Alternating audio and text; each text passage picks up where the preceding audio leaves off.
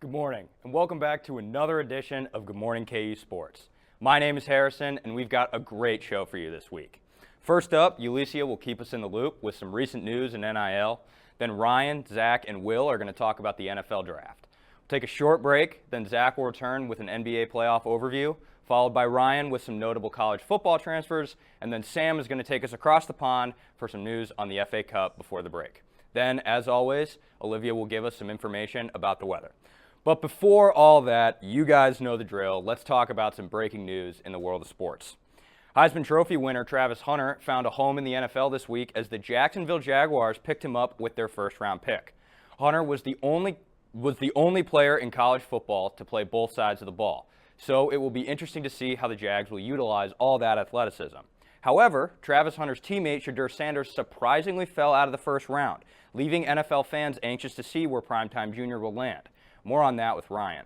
In other news this week, the NBA playoffs are underway with 3 out of 4 matchups in the Western Conference opening the series 2 games apiece. They say a playoff series doesn't start until the home team loses a game, but I think it's safe to say that the Western Conference is in full swing playoff mode. My Minnesota Timberwolves are clearly the best team in these playoffs, and I'm predicting a 100-4 blowout in their next game against LeBron and the Lakers. Look at this dunk. Julius has it right now. Hachimura wearing another kind of mask. He took it in hot nine.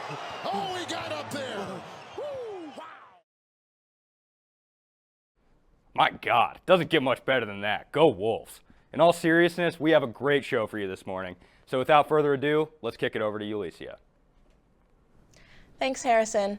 Michigan commit Bryce Underwood uses his NIL power to give back to the special people in his life.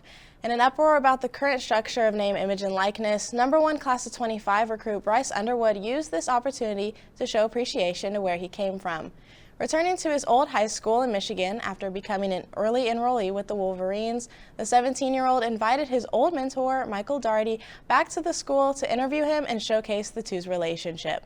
Daugherty, the high school security guard, was shocked to see that Underwood was surprising him with a new 2025 Chevy Equinox through his NIL partnership with Feldman Automotive Group.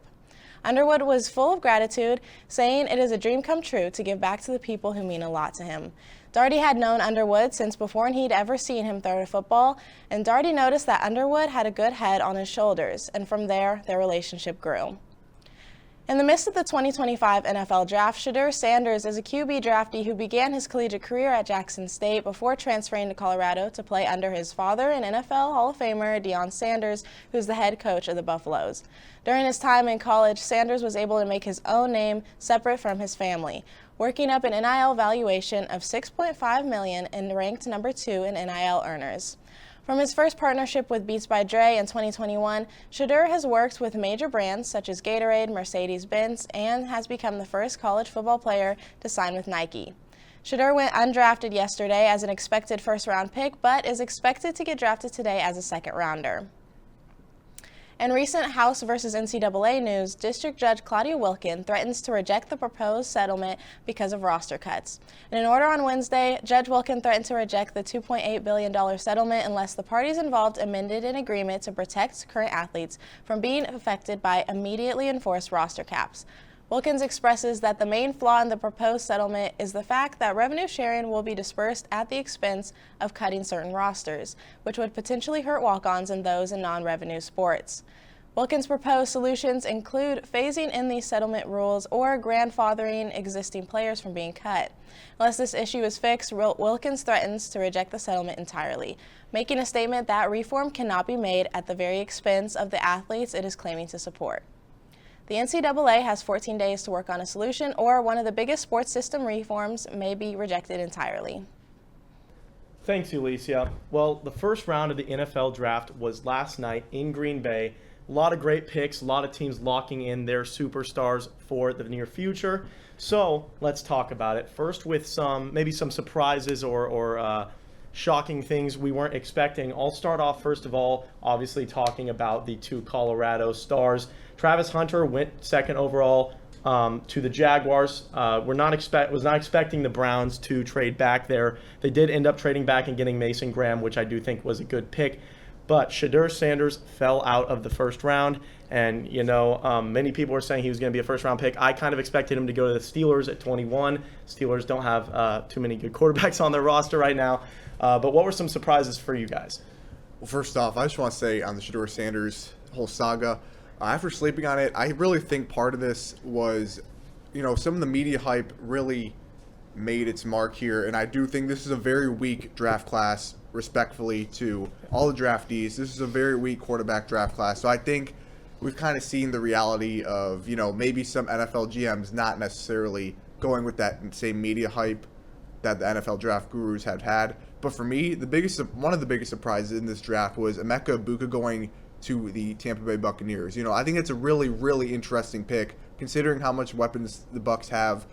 Baker Mayfield's really played well the past couple years. It's going to be interesting. It's a very bold pick by Todd Bowles.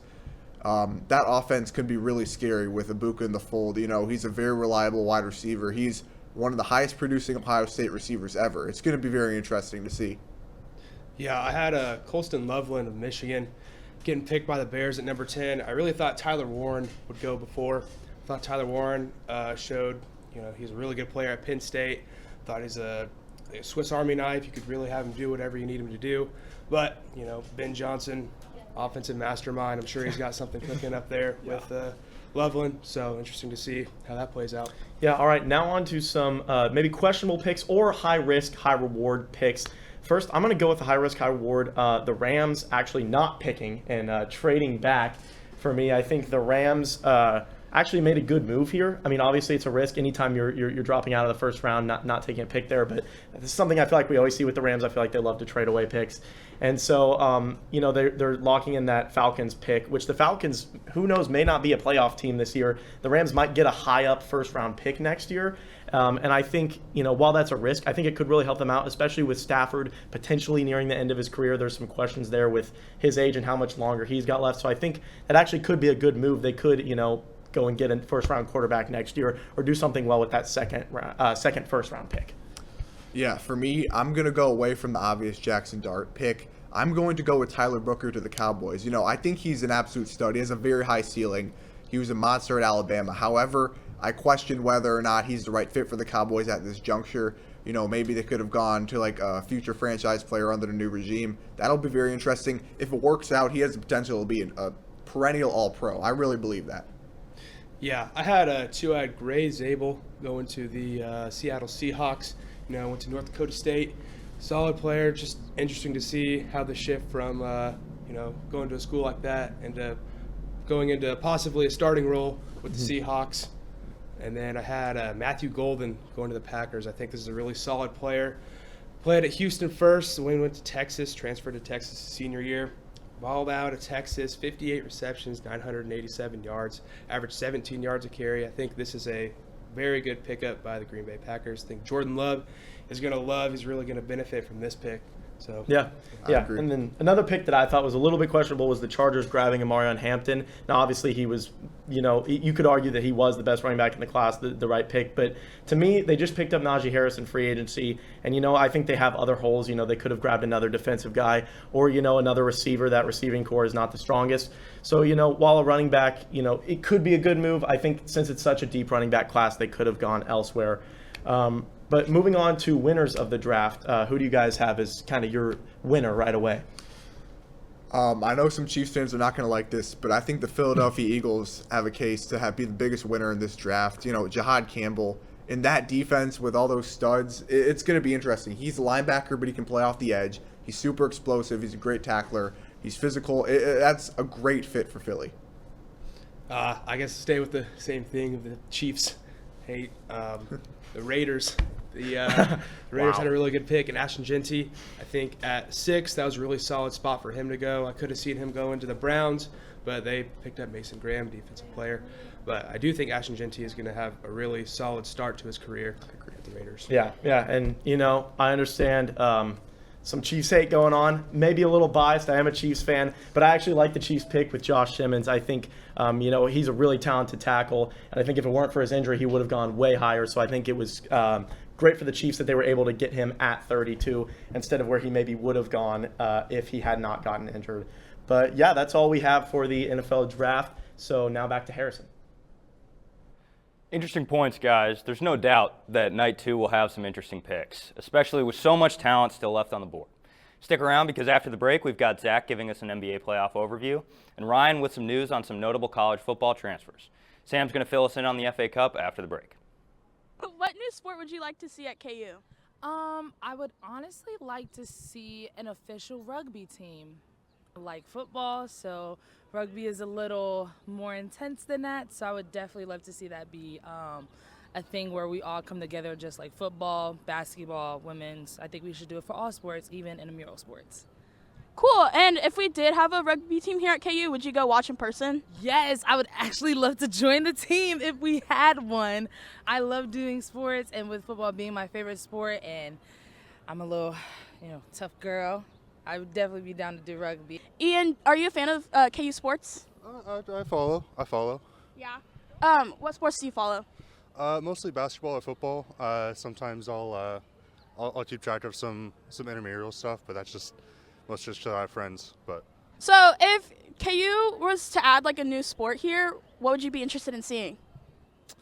I'd be really interested in an intramural swimming opportunity, but that's just because I like to swim. I definitely think there's a lot more opportunities to get students involved in fitness, whether it's at a high collegiate level or just get your body moving. Either way, I think there's a lot of opportunity for that. Are there any other sports? I don't necessarily know specifically. I think that it'd be really interesting, or I think it'd be really good to promote a lot of like women like women's sports. And also, I think it'd be really interesting to also have co-ed sports, just because that'd be. I think that's totally capable and possible, and I think that's interesting. Are you a fan of KU sports? Yes. Yeah. If KU were to introduce a new sport to campus, what would you like to see? A new sport to campus. Yes. Wrestling. Wrestling. Yeah. Okay, can you tell me a little bit more about that? Like folk style wrestling, even Greco-Roman, just any type of wrestling sport. I think that would be great here. There's a wrestling club here too at the university. I think they would definitely support it. Okay. If we were to introduce a new sport to campus, what would y'all like to see? New sport. Is there bowling on campus? I don't think there is. Maybe like a bowling club. But a bowling team could be fun. Mm-hmm. I've been taking a classics class, so like chariot racing would be so like, because like we're doing Olympic stuff, so that stuff just seems so fun. Yeah. If we did have a bowling team or chariot racing, would y'all go see it? Yeah, at least a chariot. I don't know if I'd go watch bowling. I don't know if I sit and watch bowling. I'd probably want to participate. Yeah, In bowling. that could be fun. Thanks, Kyla. We're now a couple games into the first round of the NBA playoffs, and things are heating up. Let's start in the East, where the 1-seed Cavaliers have been dominant, scoring 121 points in both of their first 2 wins over the Heat. Donovan Mitchell leads the team with 30 points per game so far this postseason. Mitchell is in his 8th season and is one of the best scoring guards in the country. The Cavs are also led by Darius Garland and Defensive Player of the Year Evan Mobley. Also in the East, the 2-seed and reigning champion Celtics are also up early as they've established a 2-0 lead over the Magic. Jaylen Brown leads Boston in postseason scoring so far with 26 points per game. The third 2-0 lead in the East belongs to the Pacers. Pascal Siakam leads the way for Indiana and has been dominant, leading the team in points, rebounds, and steals this postseason. The Bucks continue to struggle as they have not won a playoff series since 2022 and fell to the Pacers in the first round last year. Lastly, the Knicks snuck out a close win against the Pistons last night to take a 2-1 lead in the series. Karl-Anthony Towns and Jalen Brunson both reached 30 points, with Michael Bridges and OG Anunoby both getting to 20 to help lead the Knicks to the go-ahead win. Over in the West, the Thunder have been dominant. They took the first 2 games of the Grizzlies with ease, and last night the Thunder were down by as much as 29 at one point in the first half. But they made an impressive rally in the third quarter and came all the way back by the fourth, pulling off the impressive win and one of the biggest comebacks in NBA playoff history to take a 3-0 series lead over Memphis, who lost Ja Morant in the second quarter with a hip injury. Also last night, the Clippers were dominant against the Nuggets, taking the lead early and never looking back to take a 2-1 lead in the series. The other 2 series in the West are also split 1-1.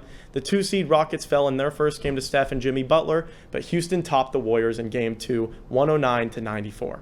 Jalen Green went off for 38 points, and center Alperen Şengün pulled down 16 rebounds to help vault H-Town to the victory. Finally, the Lakers and T-Wolves are also split at 1. Minnesota looked spectacular in Game 1, winning by 22, with Anthony Edwards, Naz Reid, and Jaden McDaniels all scoring over 20. The Lakers stepped up in Game 2, however, playing solid defense and winning 94-85. Luka put up 31 points and LeBron had 21 as the new LA duo shined against the T-Wolves. Game 3 is tonight at 8:30. That's all for now in the NBA playoffs. Now let's go over to Ryan for his most impactful college football transfers. Thanks, Zach. With spring ball underway across the country, I thought this would be a good time to preview what I think will be the 5 most impactful transfers for the 2025 college football season. The spring portal window has begun to heat up, and depth charts are in the works. Let's take a look at who these top 5 most impactful transfers could be. Coming in at number 5, we have running back Justice Haynes. Haynes hit the portal after spending his first 2 seasons at Alabama and transferred to Michigan for the season. The Buford, Georgia native ran for just under 450 yards his sophomore season, while running for over 5.5 yards a carry, headlined by a performance against Missouri where he ran for just under 10 yards a carry. Haynes was a former 5-star and will be a big addition to the Wolverines' backfield following the departures of Donovan Edwards and Khalil Mullings. Haynes will likely split carries with possible breakout candidate Jordan Marshall this season, giving the Wolverines plenty of versatility, speed, and power in the backfield to help out the young Bryce Underwood. At number 4, we have shifty wideout Zachariah Branch. Like Haynes, Branch hit the portal following his freshman and sophomore seasons. The former USC Trojan had an underwhelming sophomore campaign considering expectations, but the talent is more than there, and the situation could be a big opportunity for Branch to shine as well. He's a menace when he has the ball in his hands, being arguably the most dangerous kick and punt returner in all of college football.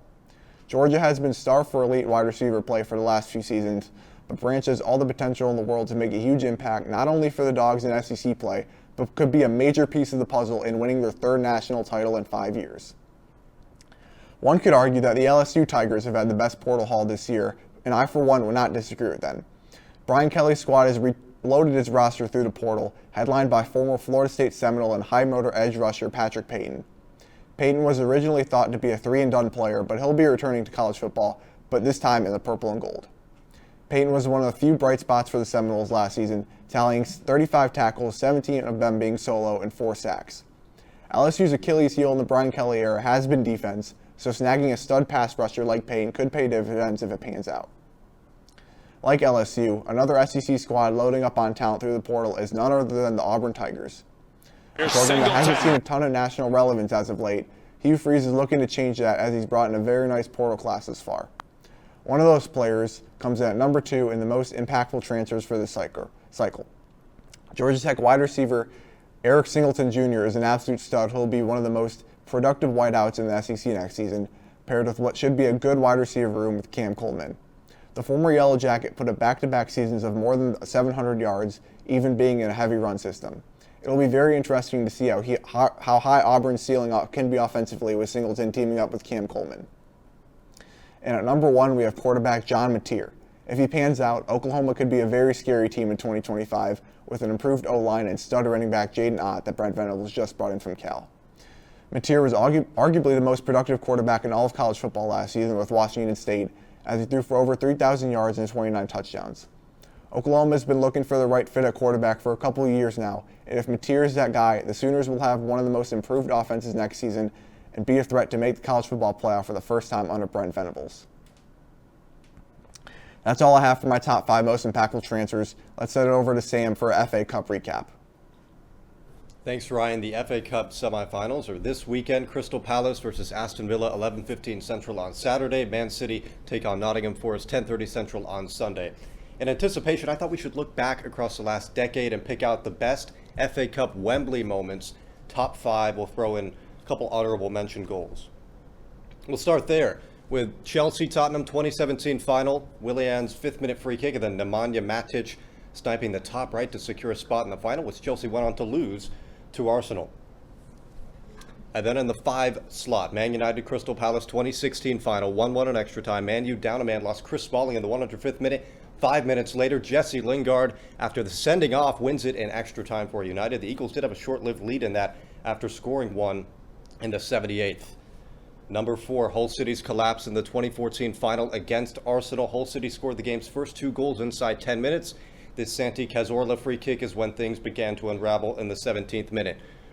Laurent Koscielny would score the next 71st, kind of a scrappier goal, making it 2-2. Fans went nuts. Aaron Ramsey completes the comeback in extra time with a winner in the 109th minute. That at the time tied Arsenal with United for the most FA Cup wins. Ramsey just poking it through. They take it 3-2. Top three, Tielemans' 2021 final screamer to win Leicester City their first ever FA Cup, 63rd minute banger, and Chelsea did have a late goal disallowed after that. Better times for Leicester City, that's sure. Coventry City, Manchester United in the 2-slot 2024 semi-final comeback. First goal scored there in the 71st, and it was Callum O'Hare in the 79th off a deflection off the back of Wan-Bissaka, who then resurfaced 90+5, giving up a handball penalty, which Haji Wright, the American striker, would score. And then in the 121st minute, Haji Wright almost assisted the winner to make it 4-3. Victor Torp scored it, but a toenail offside. They go to a shootout. Sky one over the bar, and Rasmus Højlund scores to finish it off. United win. Go back a year, United lost the final to Manchester City. Last two finals have been Manchester derbies, and thanks to this İlkay Gündoğan goal, City would go on to win the treble, finished it in Istanbul. Fastest goal in FA Cup history, 13 seconds, 12.97, I think was the official time on that. That's your number one. A few trends to have in mind for this weekend. Man City are making their 7th consecutive appearance in an FA Cup semifinal, and Forest, who beat City in the league this year, currently 4th in the league, a point behind City with the game in hand, are back at Wembley for just the second time since its reopening in 2007. Last time, though, was a happy time. 2022 won the championship playoff final over Huddersfield. Aston Villa have lost their last 4 meetings with Crystal Palace in all competitions. Crystal Palace tried to knock them out of both domestic cups this year, beat them in the Carabao Cup round of 16 ages ago in October. Watch them on ESPN+. That's all I have. Back to Harrison. Thanks, Sam. Thanks, Sam. Stick around because Olivia will give us our weather breakdown after the break.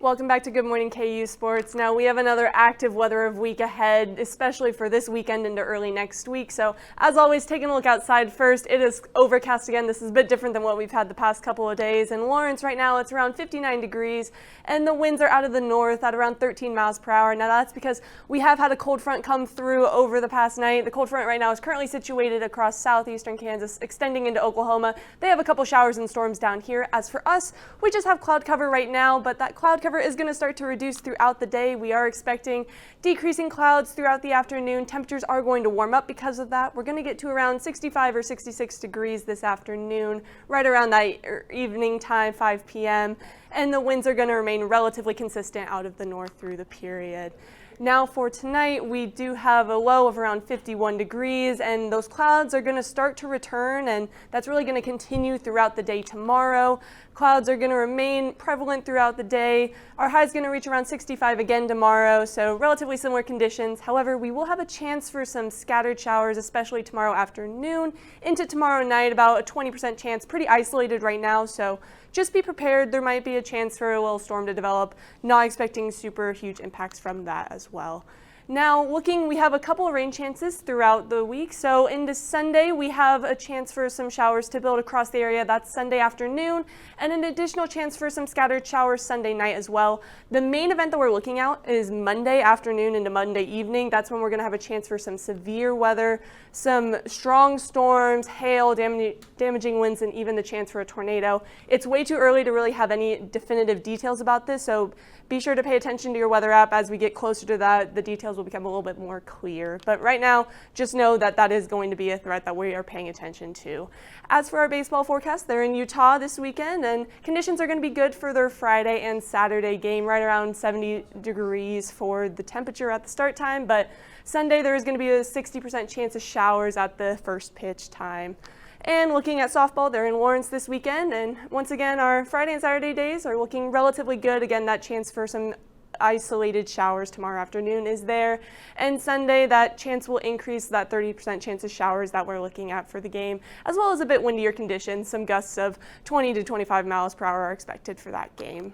Now, taking a look at the rest of our sports, there's not too many concerns. We do have a chance for some showers and thunderstorms in Raleigh for our rowing team. That's especially going to be more of an issue tomorrow. Today, it's going to be very isolated, but be prepared for that. And softball does have a chance for some rain in Wichita on Wednesday. Now, taking a look at the rest of the week, we are expecting temperatures to warm back up associated with that storm potential, reaching about 83 degrees on Monday. And those rain chances are going to kind of linger. We have a chance for some isolated storms both Tuesday and Wednesday, with that chance increasing again Thursday, and temperatures returning back down to our normal 70 degrees for this time. Harrison?